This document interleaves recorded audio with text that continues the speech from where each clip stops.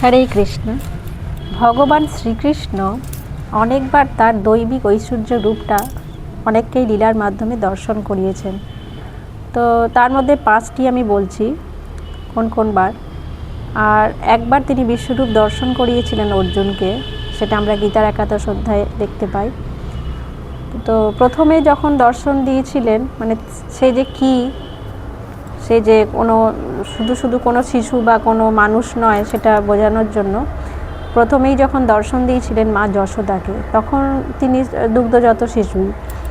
তো খেলাধুলা করতে করতে যখন ক্লান্ত হয়ে যেত তখন যশোদা মায়ের কাছে দৌড়ে যেত। তো যশোদা মা কোলে টেনে নিয়ে আদর করতো, দুগ্ধপান করাতো, এইসব করতো। তো একদিন ওরকম ক্লান্ত হয়ে গেছে খেলতে খেলতে, তো মা যশোদাকে কোলে তুলে নিয়েছেন, নিয়ে ওনাকে দুগ্ধ পান করাচ্ছেন। করতে করতে এবার ওর দুগ্ধ পান করতে করতে যেটা হয়, ঘুম এসে গেছে বাচ্চা মানুষ। তো আস্তে আস্তে ঘুম আসছে আর হাই তুলছে। তো হাই তুলতে তুলতে দেখছে, হাঁ করেছে যেই, তখনই মা যশোদা মা দেখছে ভিতরে পুরো ব্রহ্মাণ্ড সব কিছু, মানে নক্ষত্র, সূর্য, চন্দ্র, ঋষি, দেবতা গণ সবাই, এমনকি মা যশোদা নিজেকেও দেখতে পাচ্ছেন। তো ওই রূপ দেখে, ওই মানে মুখের মধ্যে ওই রূপ দেখে তখন মা যশোদার একটু মানে চিন্তিত হয়ে পড়েছেন যে কি ব্যাপার, আমার ছেলের মুখের ভিতরে এসব কি দেখছি আমি। তো কিছুক্ষণ পর ভেবেছে ও হয়তো কোনো কিছু শক্তির প্রভাবে এরকম হয়েছে, সেরকম কিছু নয়। অ্যাকচুয়ালি উনি তো বাৎসল্য মানে বাৎসল্য যে ভাবনায় আছেন, তাই উনি বুঝতে পারছেন না। আর শ্রীকৃষ্ণও যে লীলা করছেন, শ্রীকৃষ্ণ দেখছে তো মা যশোদা জেনে গেলে তো মুশকিল, তার ছেলে এত বড় একজন এরকম কিছু, তাহলে তো ঘাবড়ে যাবে। সেই জন্য যোগমায়ের মাধ্যমে মা যশোদাকে ওটা ভুলিয়ে দিল। মা যশোদাও ভুলে গেল, ঠিক আছে, ও কিছু একটু দেখেছি। দ্বিতীয়বার কখন হয়েছিল, যখন শ্রীকৃষ্ণ বলরামের সাথে, বলরাম সুদাম, তো এদের সাথে যখন খেলাধুলা করছে, খেলতে খেলতে খেলতে খেলতে মাটি খেয়ে নিয়েছে। তো মাটি খেয়েছে, তো বলরাম বলছে তুই মাটি খেলি, দাঁড়া তো মায়ের কাছে নিয়ে যাবো, চল। যশোদা মায়ের কাছে নিয়ে গেছে টানতে টানতে, বলে না আমি যাব না, আমি মাটি খাইনি। তখন বলরাম বলছে যে মা দেখো ও কেমন মাটি খেয়েছে, আবার মিথ্যা কথাও বলছে, বলে আমি মাটি খাইনি। বলে কী রে তুই মিথ্যা কথা বলছিস কেন, মাটি খেয়েছিস? বলে না আমি তো মাটি খাইনি। ও বলরাম দাদা আমাকে মিথ্যা কথা বাড়ি বানিয়ে বলছে তোমার কাছে নালিশ করবে বলে। বলছে কেন, ও নালিশ করবে কেন, শুধু কেন, আবার খেলতে পারেনি না, আমার সঙ্গে খেলে উঠতে পারেনি, ওই জন্য ওর রাগ হয়েছে আমার উপরে, ওই জন্য তোমাকে বলছে। বলছে ঠিক, তাহলে তুই মাটি খাসনি? বলে না। বলে তাহলে তুই হাঁ কর দেখি তোর মুখটা। তখন ও করবে না জোর জবরদস্তি করার পর তারপর হাঁ করেছে। যখন হাঁ করেছে তখন সেই একই রূপ দেখছে, পুরো সব কিছু, বিশ্ব ব্রহ্মাণ্ড মহাকাশ, মানে আকাশ বাতাস নক্ষত্র, মানে যা কিছু দেবতা ঋষিগণ চন্দ্র সূর্য, তাতে এমন কিছু নেই সব কিছু দেখতে পাচ্ছে। তখনও যশোদা মা ওরকম অবাক হয়ে গেছে যে কী ব্যাপার, আমার ছেলের যখনই হাঁ করে বা দেখি তখনই মাঝে মাঝে এরকম রূপ দেখতে পাই, এটা কি কোনো মায়া শক্তির প্রভাব? মায়েদের মন যেমন হয় বাচ্চার ব্যাপারে বেশি ভাবছে। যাই হোক, আবার শ্রীকৃষ্ণ লীলার মাধ্যমে যোগমায়াকে মানে আদেশ করেছে যে আমার মাকে সব ভুলিয়ে দাও, আবার মা ভুলেও গেছে। হয়ে গেল দুবার। 3বারের বেলায় কখন হয়েছিল, যখন কুরুক্ষেত্রের যুদ্ধটা শুরু হয়নি, মহাভারতের যুদ্ধ যে হবে, যুদ্ধটা হওয়ার কারণটাই তো ছিল সিংহাসন নিয়ে। কারণ পঞ্চপাণ্ডবকে দুর্যোধনরা কিছু দিতে চায়নি, রাজি হয়নি। তো ওরা চেয়েছিল যে আমাদের রাজত্ব বুঝিয়ে দাও, আমরা শাসন করবো, তোমরা তোমাদের মতো শাসন করবে। কিন্তু দুর্যোধন তাতে রাজি হয়নি।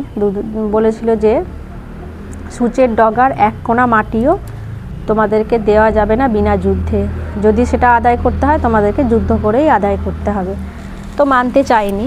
তো এবার ক্ষত্রিয়দের ধর্ম হচ্ছে কি, তোমার জিনিস তুমি যদি না নিতে পারো তোমাকে তো যুদ্ধের মাধ্যমেই তোমাকে অধিকার করতে হবে।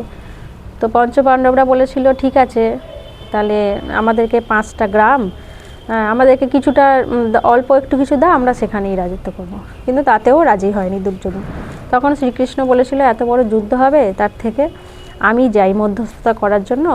উনি শান্তির সংবাদ নিয়ে, যাতে শান্তিভাবে কোনো সব কিছু মিটে যায়, শান্তি দূত হয়ে গেছিলেন দুর্যোধনের কাছে। তো দুর্যোধন বলছে যে তুমি কে, প্রথমেই তো ওকে দেখেই তো ওর গা জ্বলে গেছে।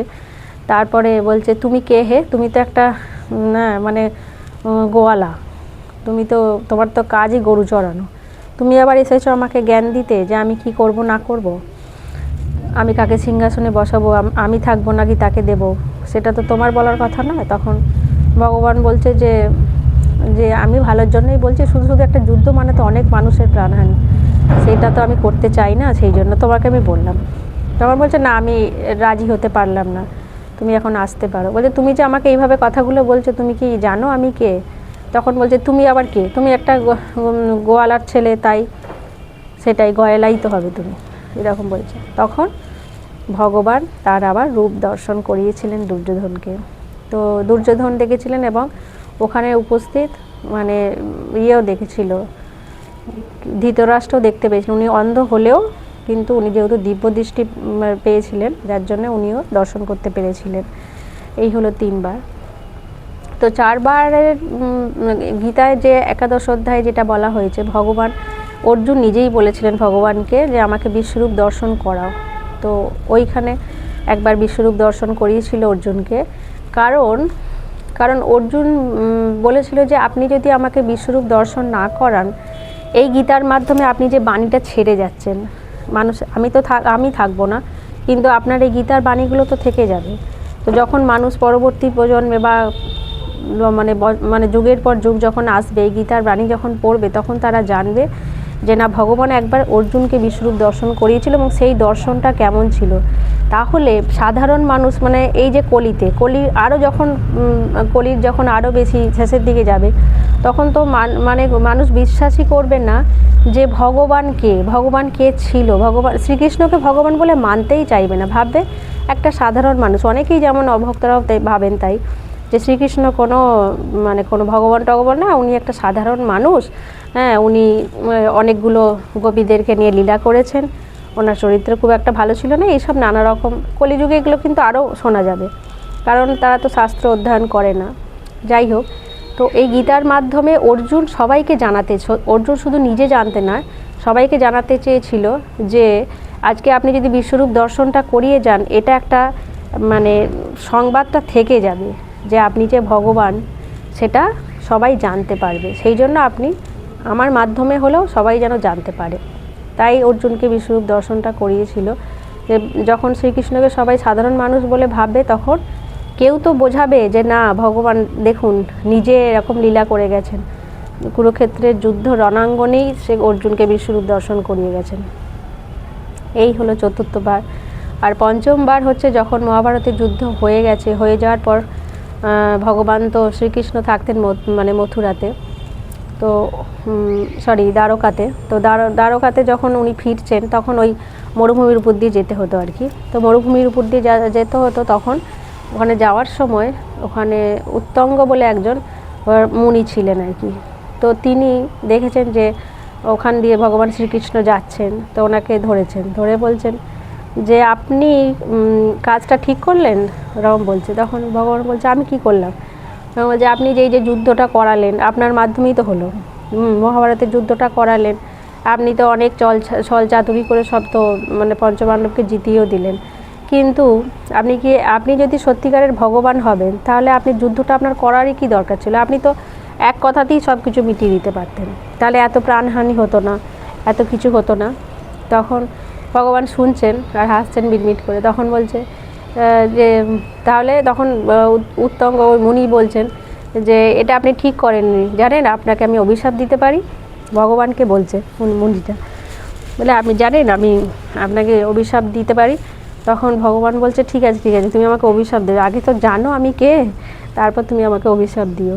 তখন ওনার যে একটা ঐশ্বর্যনী বিশ্বরূপের মতনই দর্শন দিয়েছিলেন এবং বুঝিয়েছিলেন যে তিনি সাধারণ কেউ নন, তিনি স্বয়ং ভগবান।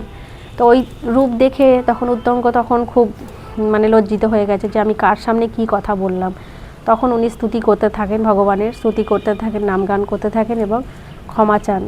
তখন ভগবান তুষ্ট হয়েছিলেন, বুঝেছেন যে উনি লীলা করার জন্য এটা করেছেন।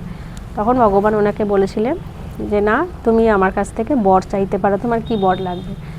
তখন উত্তঙ্গ বলেছিলেন আমি এই মরুভূমিতে থাকি, তো মরুভূমিতে জলের বড্ড অভাব, আপনি এমন বর দেন যেন এখানে জলও কষ্ট না হয়। তো এখনও শোনা যায় উত্তঙ্গ মুনি যেখানে ওনার আশ্রম ছিল, মানে উনি ওই বর পাওয়ার পর থেকেই যখনই ভগবানকে বলতেন যে আমার বৃষ্টি লাগবে তখনই বৃষ্টি হতো। ওই জায়গাটা এখনও মানে মরুভূমিতে না হলেও ওই জায়গাটায় বৃষ্টি হয়, তাই ভগবানের কৃপা তিনি পেয়েছিলেন। তাই ভগবান কি সেটা জানার জন্য গীতাটা আমাদেরকে পড়তে হবে। গীতা না পড়লে ভগবান যে কি, তার কত রকম রূপ, সেগুলো জানা যাবে না। হরে কৃষ্ণ।